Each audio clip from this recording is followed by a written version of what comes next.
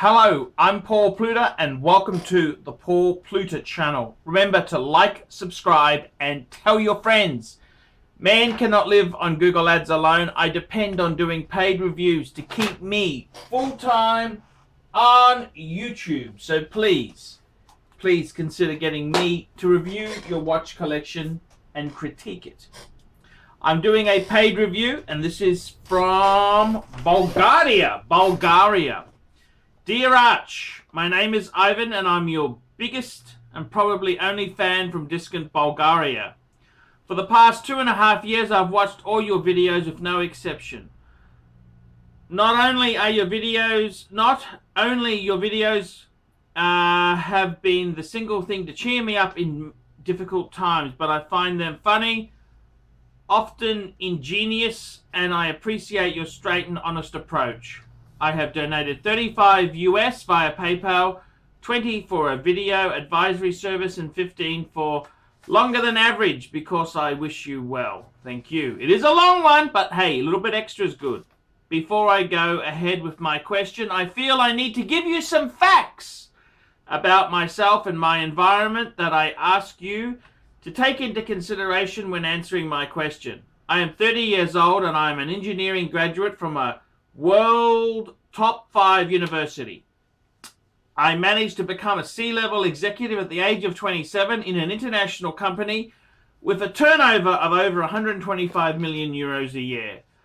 I am 6'2", with a 7.25, 3/4 inch wrist, and I do sports at least 4 times a week.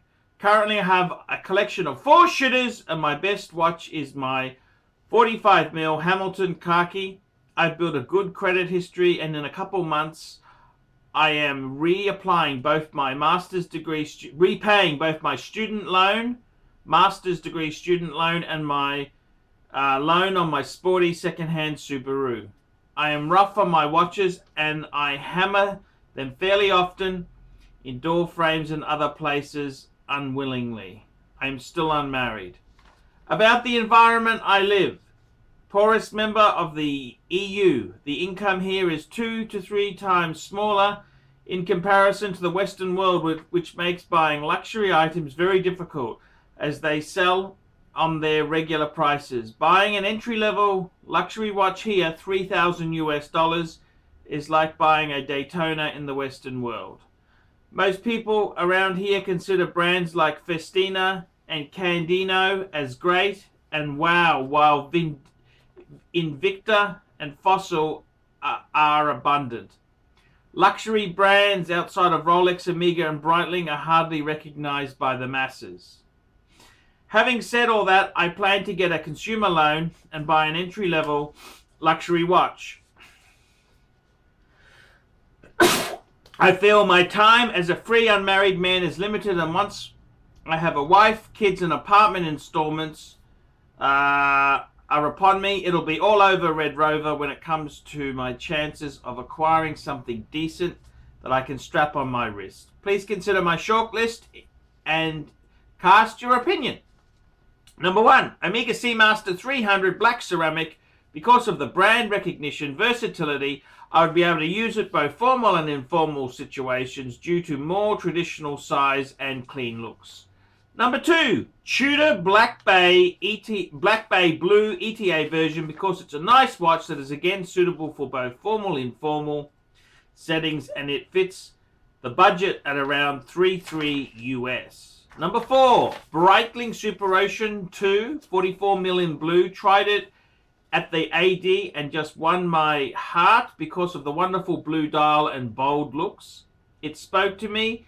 This option will leave me without a watch for formal events though. Number 4, Planet Ocean Omega 43.5mm. Nice size for me, but not too tall at more than 16mm and around 1100. Around 1100 over the budget. Okay. Number 5. This is what he says. He goes, "Fuck everything and go for a loan that I will regret and buy a Rolex Explorer 2 Polar. Buying a watch on loan is stupid enough, but getting as much as I need for the Rolex will be considered beyond sanity by many. And rightfully so, because of the low living standards here. Number 6, give up the hobby, as although my income is above the average for the country I live in, I simply do not earn enough to enjoy the hobby. Maybe by a Seiko I'll stop wasting time and energy on thinking and lusting after watches. I will be buying pre-owned or buying new only if massive discounts are offered. I exclude the Omega Speedmaster Man on the Moon, because the Halcyon crystal won't last for me. Help me out, Arch. I'm desperate and coin is short. I am considered successful, but I am poor. What the fuck do I do? Your friend in Bulgaria, Ivan. Thank you so much for coming to the right place. Now, Ivan. This is a really good question. I'm so pleased you've sent this to me. I've been thinking about this for a while. That's why I didn't rush out and do this paid review for you. I've been thinking about what is the suitable answer. And I think you've got to be more careful with your watches. You're going to have to be extremely more careful with your watches, okay? If you're saying that the Halcyon crystal's no good on the Omega Speedmaster because it won't last, that's not a good attitude. All of these watches you've listed can be very expensive to fix if you break or damage them. You've got to treat these like the expensive treasures they are. Now, let's have a look at your list here. I tell you what I think you have to do. Number 1, don't buy it in Bulgaria, okay? That is a dumb idea.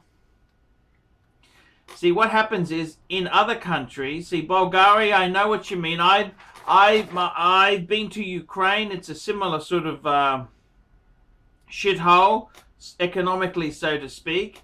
And I know exactly what you mean. Look, my advice to you would be to get something you really, really love. You've got to choose well and get one good piece. Now, the thing is, why did I get into wristwatches? I got into wristwatches because, you know, I love them. And I couldn't afford them either. How many new pieces have I bought? Not many. So my advice to you is, maybe as a bit of a sideline, it could be worth buying and selling a little bit. That's what I've kind of done. Now, I've sold pieces which are now worth a lot of money, and I had a lot of vintage Rolexes. But, you know, this is how it is there. So there is a little bit of money to be made. Now, let me tell you this. In the Western world, Breitling Super Ocean 2 is complete dog. Okay, I've bought them very cheap. I've bought the older Super Oceans for about 1,000 US on a bracelet. Okay, and I bought more modern ones for about 2,000 US, 2,500 to 2,500 US. So if you're going to buy a Breitling Super Ocean, they really, really do tank on the secondary market. So I would be looking for some really good bargains there. I think the best thing for you to do is go on the Chrono 24 and see what pieces are going for. That gives you an idea. And I wouldn't be afraid to Bulgaria. Can you go to Germany? Can you go somewhere else? Switzerland is pretty crap. The Swiss are arrogant and they don't discount much. But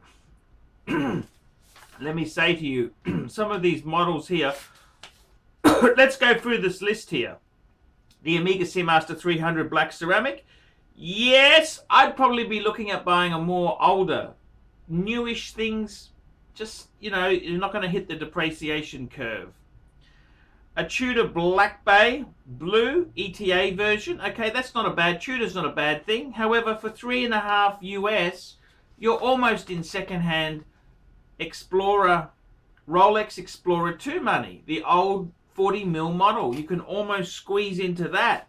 That's what I'd be buying, a second-hand Explorer 2 that a brand new Tudor. that is for sure.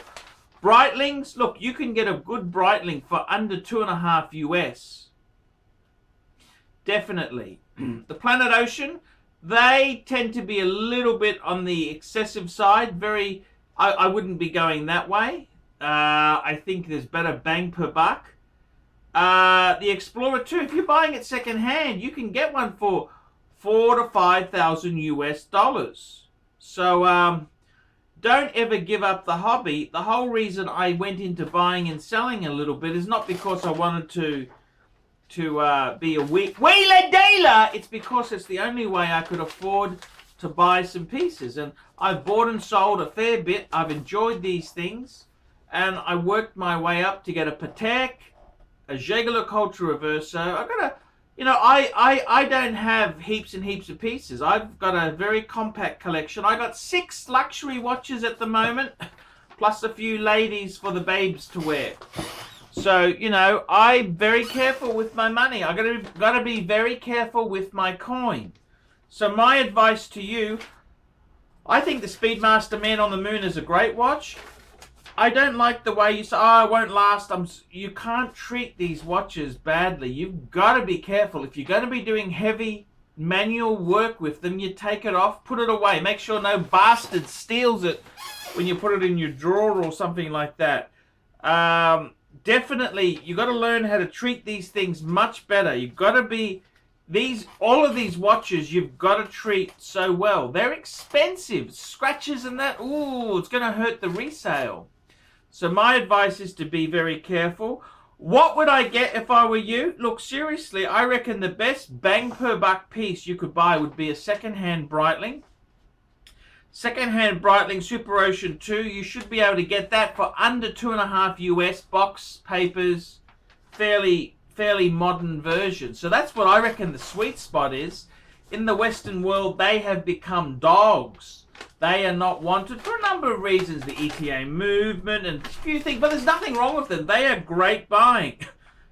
Bang per buck, you can't go past a Breitling Super Ocean 2. I think they're a fantastic watch to get there. Bang per buck. So don't be afraid to do that. So that's what I would definitely be doing there. I would that's what I would be doing. As far as what watch would I go for? Well, I think, you know, this could be a great opportunity for you. When it's hard, you could turn this into a little business for yourself. You know, I mean, hey, it's not easy for all of us. Just because I'm in the Western world, don't think I got a silver spoon in my mouth. It was bloody hard. I had to think outside the box, and I made mistakes and stuff up. Sure, I stuffed a lot of things up, but, you know, later on in life, I've got a few watches. I'm very, very happy. So nothing's impossible. I would say Breitling Super Ocean 2, get that from... Now, if you're in Bulgaria, you may have to go to Germany, or you might have to do something like that. Well, so be it. This is how you could start. Look into this type of idea. There's money to be made. I think the Omega Speedmaster Man on the Moon is a very, very, very good watch. You can't be so rough on it, man. None of these things are going to last long if you treat them like shit, okay? You've got to be very, very...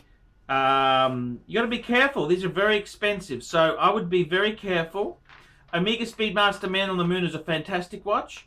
I think bang per buck, the real bargain is the Breitling Super Ocean 2. That is an absolute bargain. Incredible diving rating it's got on it. And you can pick them up for a song. So, my advice to you, Breitling Super Ocean 2, definitely look at that. That is something I would be... I reckon that's the sweet spot, because that's really good bang per buck. Go on to Chrono24, have a look around, and you may have to go to Germany or do something like that. But look, you possibly travel for your work. I'd be looking at... You got to learn the prices. Learn the prices. You got to snag a bargain. And this is how we're going to do it. You can achieve anything you want. You set your mind to it, you can achieve it. So don't be so hard on yourself there. Don't give up the hobby. Keep the hobby. Hobby's fantastic. And I reckon the sweet spot, Breitling Super Ocean 2 is great bang per buck. That is amazing bang per buck. They're not really wanted. in some countries. They're very, very good buying. Very nice box papers example. That's what I'd be doing. So that's what I'd be doing. Amazing depth rating. Really good watch. And I think, you know, Breitling Super Ocean 2 is great bang per buck. Nothing is as good as that at the moment. So that's my advice. I'm Paul Pluta. This has been a paid review. Tell me what you critters think of that. Nice one, Arch. Great vid.